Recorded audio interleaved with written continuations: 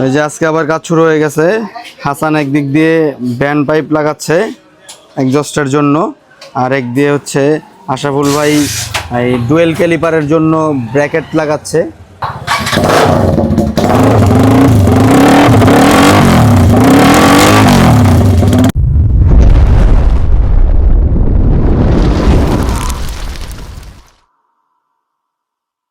Hello, আসসালামু আলাইকুম, this is Raihan আকাশ।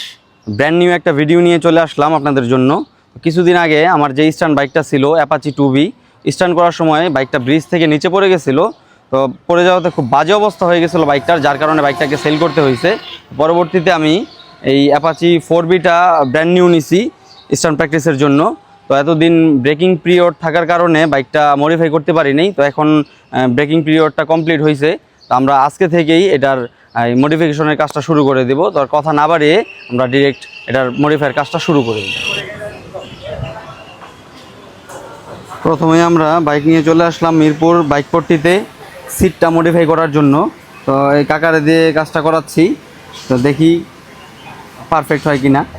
আমরা যে সিটের কাজ কমপ্লিট করে নিয়ে আসলাম, ফিনিশিংটা মোটামুটি আসছে, আর একটু ভালো করতে পারতো হয়তো কাকা চাইলে। যাক, ঠিক আছে, তারপরেও আগেরটার থেকে ভালো হয়েছে। এখন এই যে বাকি কাজগুলো শুরু করে দিছে আমাদের হাসান ভাই। লুকিং গ্লাস খুলতেছে আগে। আমার হেডলাইটটাও খুলে ফেলছে বাইকের। হেডলাইটটা খুলে ফেললেই মানে মাথাটা খুলে ফেললেই কিন্তু একটা এই মানে স্ট্যান্ড বাইক একটা লুক চলে আসে।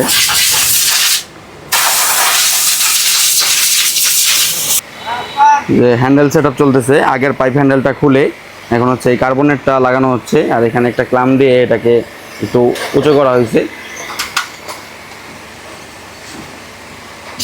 লুকটা ভালোই লাগবে আশা করতেছি। পিছনের মাঠঘাটটা যা আছে সব খুলে ফেলছে। এতক্ষণ দেখতে খুব ভদ্র মনে হইতেছিল, এখন একটু অভদ্র একটা ভাব আসছে গাড়িতে। ভদ্র গাড়িটারে হাসানে অভদ্র বানাই দিল রে হাসান। এই তো মোটামুটি একটা কিন্তু ভাব চলে আসছে গাড়িতে। যে আরও কিছু কাজ বাকি আছে, বাকি কাজগুলা কালকে করবি নাকি হাসান? বাকি কাজগুলা বলতেছে যে কালকে করবে, আজকে এই পর্যন্তই। এই যে আজকে আবার কাজ শুরু হয়ে গেছে। হাসান একদিক দিয়ে ব্যান্ড পাইপ লাগাচ্ছে এক্সজস্টের জন্য, আর এক দিয়ে হচ্ছে আশরাফুল ভাই এই ডুয়েল ক্যালিপারের জন্য ব্র্যাকেট লাগাচ্ছে। এই ব্র্যাকেটটার মধ্যেই দুইটা ক্যালিপার বসবে, একটা উপরে একটা নিচে। হ্যান্ড ব্রেক সেট আপ আর হচ্ছে ব্যান্ড পাইপ লাগানো হচ্ছে। এখন অনেক ঝামেলার পরে আমাদের ডুয়েল ক্যালিপারটা সেট করা হয়েছে। অনেক প্যারা হয়েছে এটা সেট করতে, পারফেক্টভাবে বসতেছিল না। তো এখন ঠিক আছে। এই যে সামনে এই জায়গায় রাখছে, এটা ঘুরবে আর একটু কাজ বাকি আছে। যে ব্যান্ড পাইপটা সেট করা হয়ে গেছে। স্টার্ট দেই হাসান, ক্লাসটা ধর, একটু সাউন্ডটা চেক করি।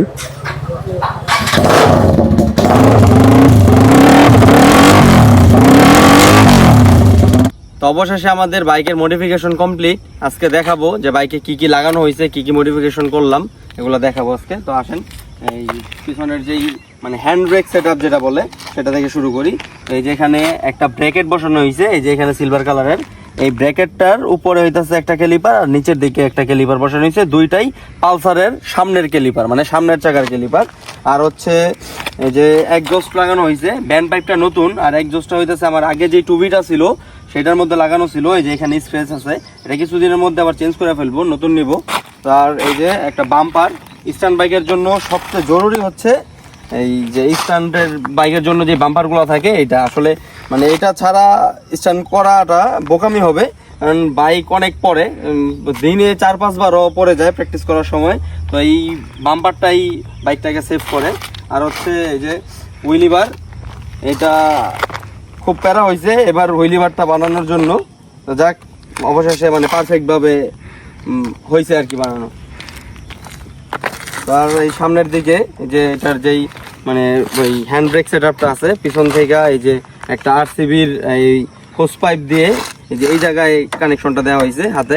আর এখানে উপরে হচ্ছে ক্লাস, আর এই যে ফগ লাইট, কারণ এই স্ট্যান্ডের জন্য তো এই হেডটা মানে এই হেডলাইটের যেইটা মাথাটা ওটা তো খুলে ফেলতে হয়, এর জন্য এই ফগ লাইটটা লাগানো হয়েছে।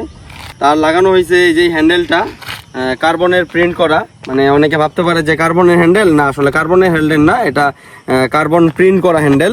তো এই হ্যান্ডেলটা লাগানোর জন্য এই যে এই গুটলি দুইটা লাগাতে হয়েছে। তো এটা লাগানোর কারণে একটু উঁচু হয়ে গেছে, তো উঁচু হওয়ার কারণে ফার্স্টে একটু প্যারা লাগতেছিল চালাইতে, তো এখন চালাইতে মানে কমফোর্টেবল হয়ে গেছে। আর এখানে এই যে এই লাইটের জন্য হর্নের জন্য সুইচ লাগানো আছে, এটা দারাজে পাওয়া যায়, 200-250 টাকা নেয়।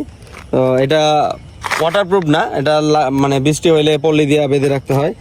আর বাকি হলো এই যে এদিকে এই যে একটা ব্রিদার মট লাগানো আছে, মানে একটা বোতল, এই যে পাইপটা ওই পাশ থেকে কানেকশন আসছে, ওই পাশে যায় দেখাই।